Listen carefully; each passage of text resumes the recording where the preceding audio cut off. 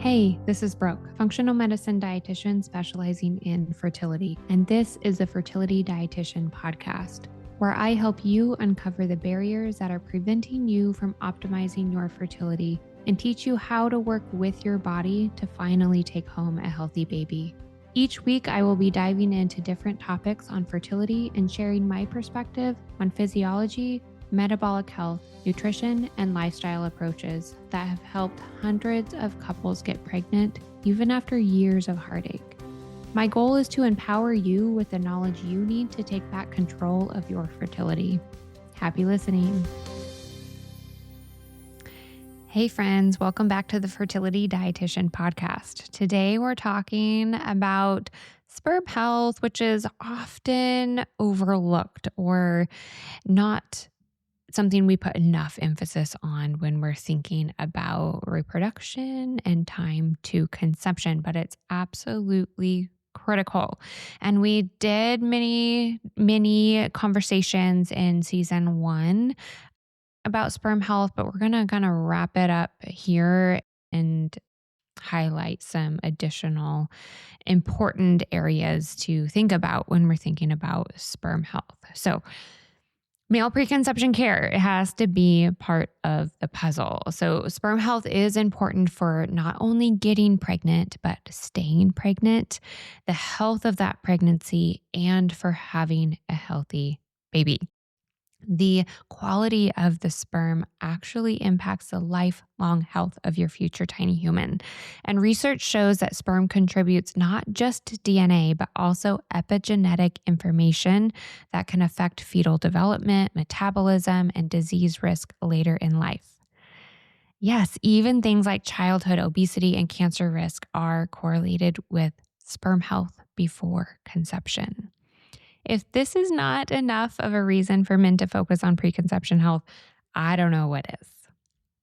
All right. We've known for decades that sperm count and quality are declining globally.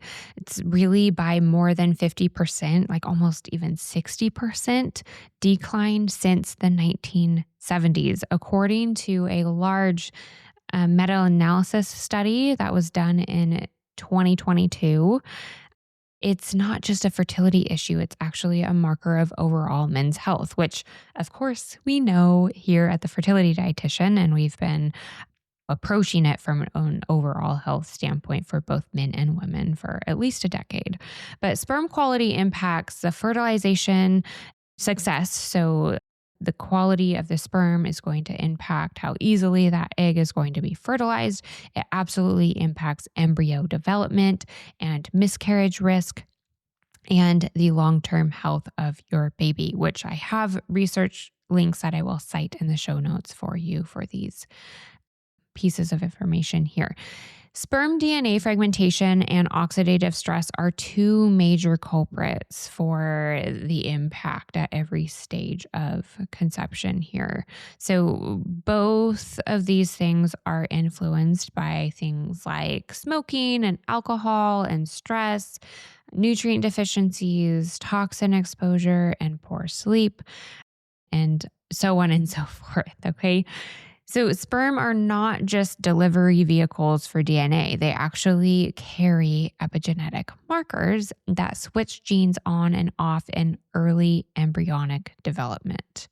Okay. If you've been following along for a while, you know that epigenetic changes are basically speaking to the genes that we have and our ability to turn them on to support fertility or turn them off to decrease ability of fertility, or it could even be the opposite depending on what gene we're talking about.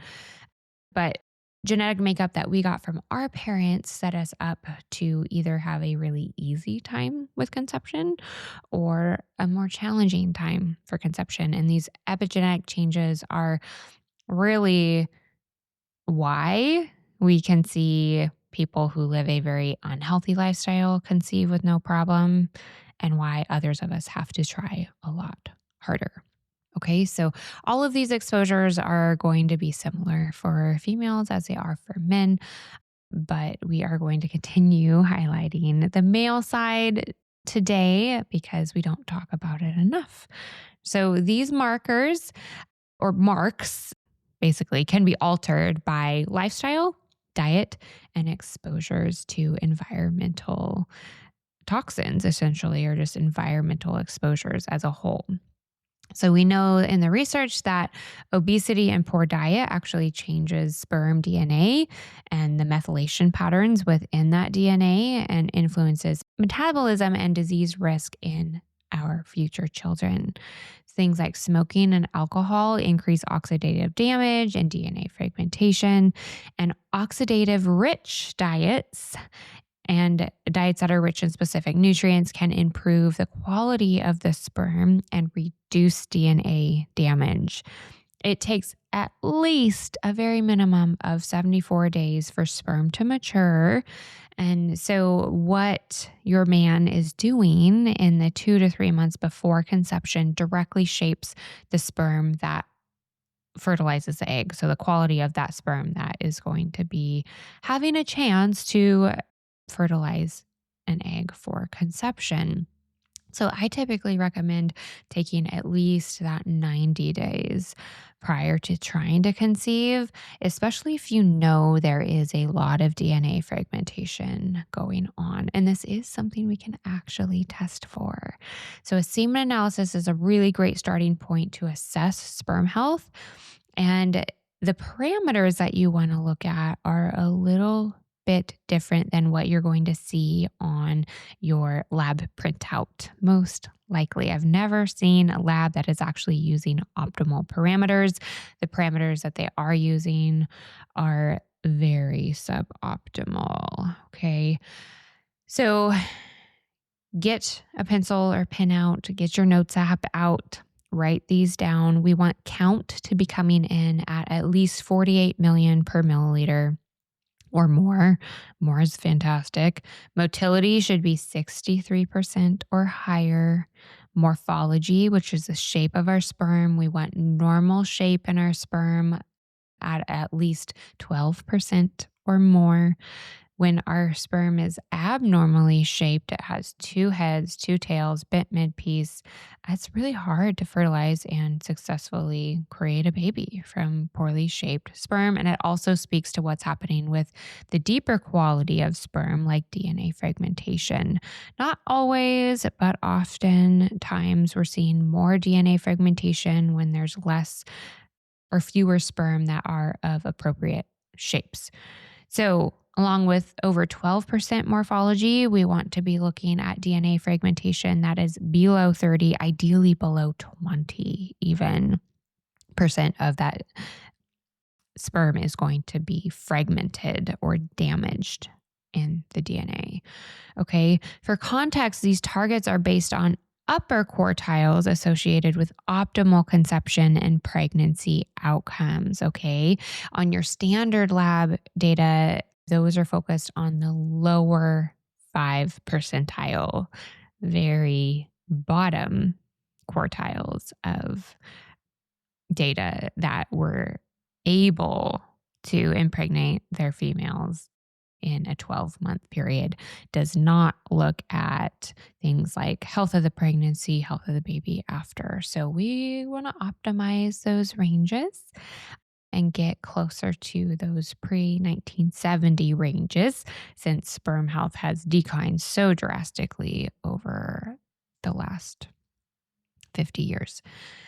If the numbers are not ideal, don't panic. They are absolutely modifiable. Lifestyle and diet and targeted nutrients and removing oxidative stressors that can dramatically improve semen parameters within just a few short months. Okay. And because it takes follicle health or egg quality at least 3 to 4 months to significantly improve, you guys can make these changes together too. So here's a plan that can make a huge difference. At least 3 months prior to trying to conceive, 6 months is going to be even more ideal to see really significant changes, especially if there is a high amount of DNA fragmentation. Okay, ditching all of the marijuana. THC impacts spermatogenesis, motility, and the hormonal balance in males.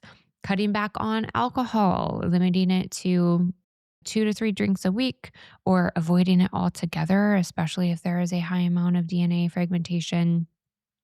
A high intake of alcohol definitely increases oxidative stress and DNA fragmentation.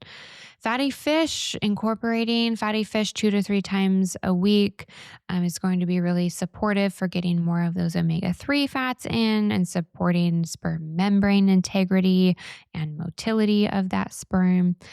Really prioritize sleep. Studies link poor sleep and late night screen use to reduce testosterone and abnormal sperm parameters. Strength training is going to be really supportive, aiming for 4 to 5 times a week. This type of exercise is going to really increase antioxidant capacity to protect those sperm from damage and support overall hormone balance in sperm production as well. Increasing nutrients like vitamin C and zinc and selenium with our foods is going to be helpful. Think strawberries, mangoes, shellfish, Brazil nuts, grass-fed beef, all really, really helpful for motility of the sperm and DNA protection as well, just protecting that DNA from damage. Completely avoiding hot tubs and saunas. Heat to the testicles is going to reduce sperm count and motility, can definitely lead to more DNA fragmentation as well. The male body was designed to keep the boys cool outside the body to reduce sperm damage. So that's an important one.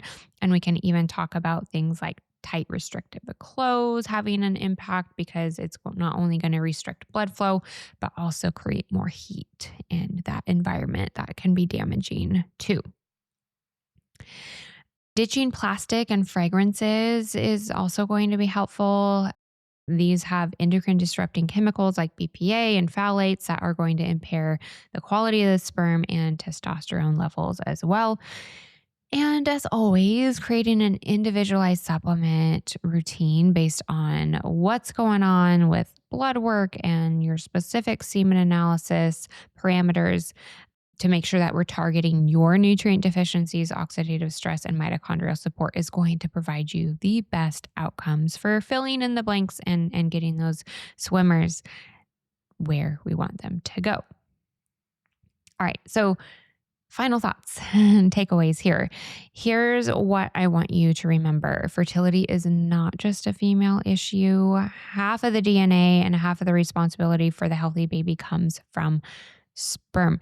And we actually see at least 30% of fertility challenges being male factor, another 30% being both male and female factor. Okay, so the male is involved over 60% of the time in our couples that are having trouble having a baby and either conceiving or carrying to term. So if you have had losses, sperm health is just as important to pay attention to, because all of these parameters are going to impact continued development as well. So we want you to be able to conceive faster, reduce miscarriage risk, and really set the stage for lifelong health for your future tiny human. So anybody listening, this is your invitation to take ownership of your preconception health. To the women that are listening to this, please share this episode with your partner and have a conversation about partnering on this journey together, truly partnering on making the lifestyle changes necessary to make your dreams come true. If you're looking for more individualized support, you know where to find me. I'd love to support you. Thank you for listening to this episode of the Fertility Dietitian podcast. If you enjoyed it, please leave a review to let me know what topics you want more of or less of. If you want to keep learning, subscribe at Apple Podcasts, Spotify, or wherever you listen to podcasts. Check out my website for more info on my private coaching program, Master Your Fertility, or my membership community, Fertility Blueprint. And don't forget my digital store. Come say hi on YouTube and Instagram. See you in the next episode.